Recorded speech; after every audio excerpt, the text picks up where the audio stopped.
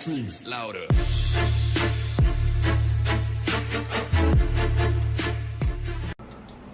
네, 안녕하세요. 여러분을 부자로 만들어드리는 부자TV의 임대리입니다. 오늘은 저번 시간에 이어서 이제 박 과장님 모시고 이제 금융상품에 대한 이제 기초부터 하나하나씩 이제 찍어볼 텐데요. 오늘 이 시간에는 이제 증권사에 대한 그 CMA에 대해서 한번 이제 말씀을 나눠보도록 하겠습니다.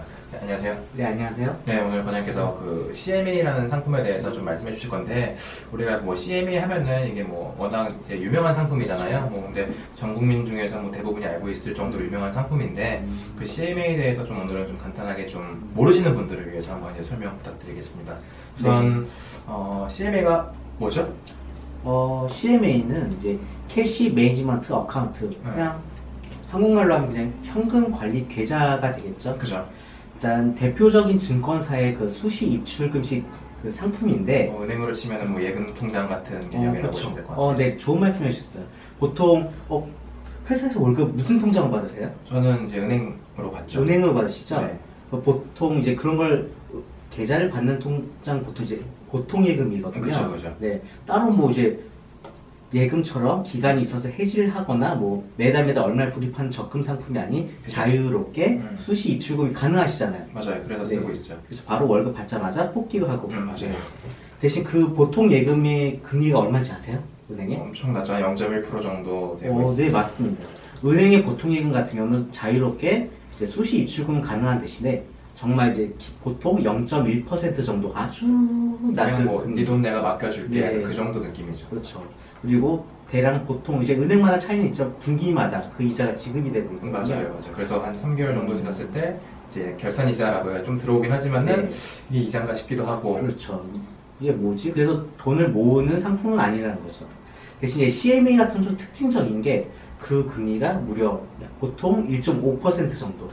좀 그래도 좀 많이 올랐네요, 최근에. 최근에 이제 금리 인상이 이뤄지면서 좀 이제 금리가 많이 상승을 했고요. 변동금리인가요, 이것도 그러면은? 근데 변동입니다. 그러니까 CMA 종류마다 차이는 있을 수 있는데, 뭐, 그 형태에 따라서 이제 차이는 좀 있습니다. 그러면은 이제 CMA는 그러면 종류가 뭐, 한 가지인가요? 아니면 여러 가지인가요? CMA 같은 경우는, 은행 같은 경우는 저희가 은행을 돈에 맡기고 그 돈을 은행에서 사람들한테 대출을 해주잖아요. 그죠. 그 예대마진이라고 하는 걸 가지고 이제. 네, 역시 임대인님은 많이 알고 계시네요. 그 예대마진이 네. 크지 않나요, 상당히? 그죠. 보통 뭐 예금은 사람들이 만 1%대, 2%대로 가고 대출은 한 4%대, 5%대 많으면 뭐 8%, 9%도 가다 보니까. 실제로 이제 은행 수익의 약 90% 이상은 이러한 예대마진 구조를 통해서 이제 은행은 수익을 얻고 있거든요. 네.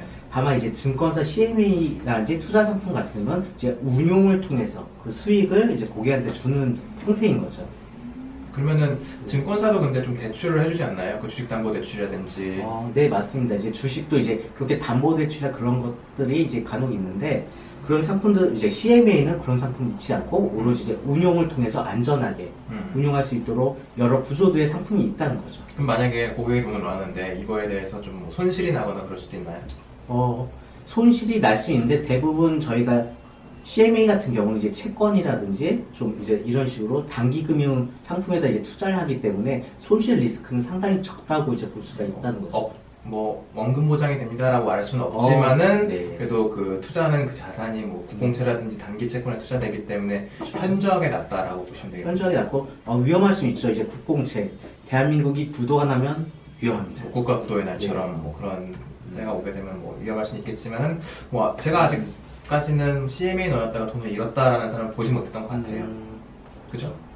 그리고 CMA 같은 경우는 단 하루만 입금을 해놔도 이자가 바로 붙는다는 사실. 맞아요. 그래서 저도 네. 월급 통장에서 그 돈이 들어오게 되면은 그걸 이제 CMA로 이제 옮겨놓거든요. 네.